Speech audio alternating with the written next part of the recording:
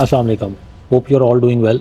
Last video के बाद थोड़ा गैप आ गया था इस वीडियो में, as I was just travelling, लेकिन फिर थोड़ा टाइम मिला तो मैंने कहा कुछ अहम चीज़ें हैं वो आपसे डिस्कस कर लेते हैं। अक्सर लोग डिफरेंट टैक्स आईडीज़ को आपस में कंफ्यूज कर देते हैं। आज की वीडियो में हम इन चीज़ों को देखते हैं। आमतौर पे कॉमन जो है 3 तरह के टैक्स आईडीज़ वहाँ पे यूज़ होते हैं। इन तीनों का पर्पज़ क्या है, एलिजिबिलिटी क्या है और कहाँ पे ये यूज़ होते हैं, इन चीज़ों को हम आज की वीडियो में ब्रेक डाउन करते हैं। 3 टाइप की जो टैक्स आईडीज़ हैं उनमें सबसे पहले SSN, then is ITIN and the third one is EIN। अब इन तीनों में फ़र्क क्या है, अगेन इसका पर्पज़ और एलिजिबिलिटी, उसको वन बाय वन हम देखते हैं। सबसे पहले SSN है। SSN जो है वो एक 9 डिजिट का आईडी होता है जो कि US सिटीजन्स को, US परमानेंट रेजिडेंट्स को या कुछ केसेस में टेम्परेरी रेजिडेंट्स को भी इशू किया जाता है। इसका बेसिक पर्पज़ एक यूनिक आइडेंटिफिकेशन के तौर पे ये यूज़ होता है। ये किसी भी कंट्री में हम देखते हैं तो वहाँ पे एक यूनिक आईडी कार्ड नंबर हो सकता है, कोई और डिफरेंट आईडी नंबर हो सकता है। इसी तरह US में SSN यूज़ होता है यूनिक आइडेंटिफिकेशन के लिए। इसके अलावा टैक्स फाइलिंग के लिए ये यूज़ होता है। और थर्ड, जो गवर्नमेंट बेनिफिट्स हैं, सोशल सिक्योरिटी बेनिफिट्स या गवर्नमेंट बेनिफिट्स हैं US में, वो भी SSN के साथ ही कनेक्टेड होते हैं। और इसके लिए एलिजिबिलिटी क्या है, अगेन इन तीनों में से ही किसी एक को ये मिल सकता है इंडिविजुअल्स को। या तो US का सिटीज़न हो, परमानेंट रेजिडेंट हो US में, या टेम्परेरी रेजिडेंट है जिसके पास वर्क वीज़ा है या स्पेसिफिक वो क्राइटेरिया को पूरा करता है, तो फिर उसके पास SSN हो सकता है। अदर देन दैट किसी को SSN इशू नहीं हो सकता और ना कोई इसके लिए अप्लाई कर सकता है और ना उसको ऑब्टेन कर सकता है। दूसरी चीज़ EIN है। EIN एम्प्लॉयर आइडेंटिफिकेशन नंबर है। एम्प्लॉयर आइडेंटिफिकेशन नंबर बिजनेस का टैक्स आईडी होता है। ये इंडिविजुअल को इशू नहीं हो सकता है। ये कोई भी LLC या कॉरपोरेशन जो US में रजिस्टर्ड है उसके लिए इशू होता है।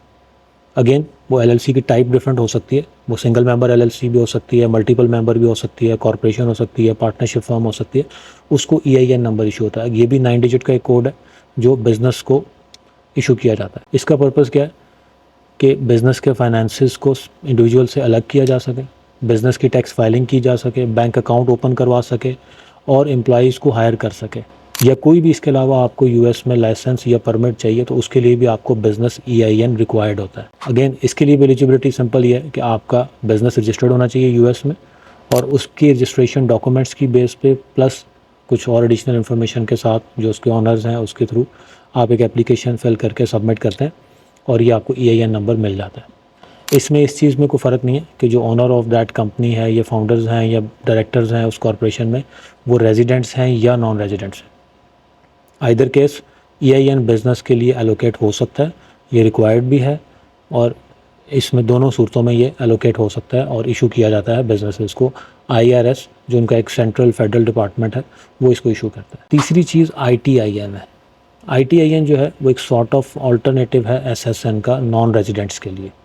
जैसे हमने पहले शुरू में देखा था कि SSN सिर्फ US परमानेंट रेजिडेंट्स को या सिटीजन्स को या कुछ केसेस में टेम्परेरी रेजिडेंट्स को मिलता है, लेकिन नॉन रेजिडेंट्स के लिए उसका अल्टरनेट ITIN होता है। इसका पर्पज़ क्या है, मोस्टली केसेस में इसमें कोई और बेनिफिट या चीज़ें शामिल तो नहीं होती हैं, लेकिन ये इंडिविजुअल टैक्स फाइलिंग के लिए वहाँ पे यूज़ होता है कि किसी भी नॉन रेजिडेंट ने अगर वो इनकम अपनी कंपनी के थ्रू या किसी भी तरीके से वहाँ पे ड्रॉ कर रहा है US में, तो उसको जो टैक्स फाइलिंग करनी है वो अपने ITIN के थ्रू करेगा। ITIN बनाने के लिए जो डिटेल्ड प्रोसीजर है वो हम नेक्स्ट किसी वीडियो में उसको एक कंप्लीट प्रोसेस को भी समझेंगे, लेकिन अभी के लिए कोई भी नॉन रेजिडेंट या कुछ सूरतों में रेजिडेंट एलियन भी हो सकता है कि जो US में रह रहा है लेकिन एलिजिबल नहीं है अभी SSN के लिए, वो ITIN के लिए अप्लाई कर सकता है।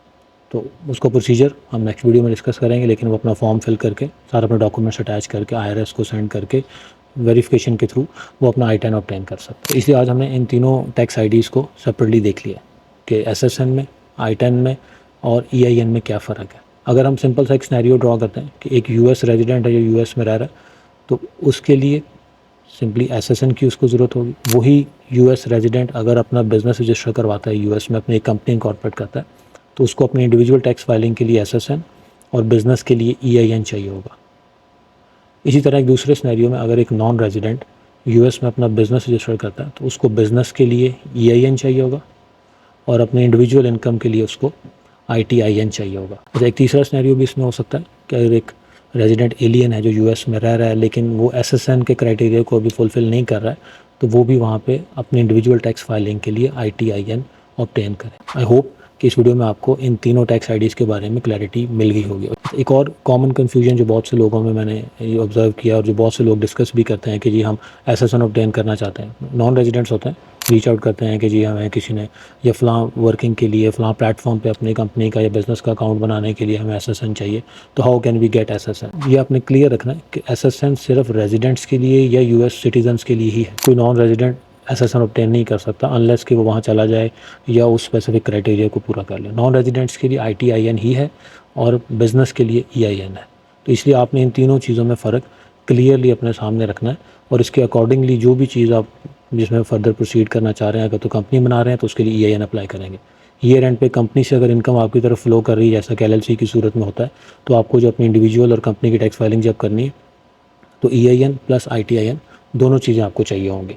तो इसलिए आपने इन दोनों पे फिर आपको वर्किंग करनी होगी। इसके अलावा बिज़नेस को लेके कोई भी आपकी क्यूरीज़ हों, आपके कमेंट्स हों, तो आप ज़रूर हमें बताइएगा। इंशाल्लाह हम उसको नेक्स्ट वीडियो में कोशिश करेंगे कि नेक्स्ट आने वाली वीडियोज़ में हम ज़रूर उनको डिस्कस करें ताकि आपको और दूसरे लोगों को उससे फ़ायदा हो सके। Thank you.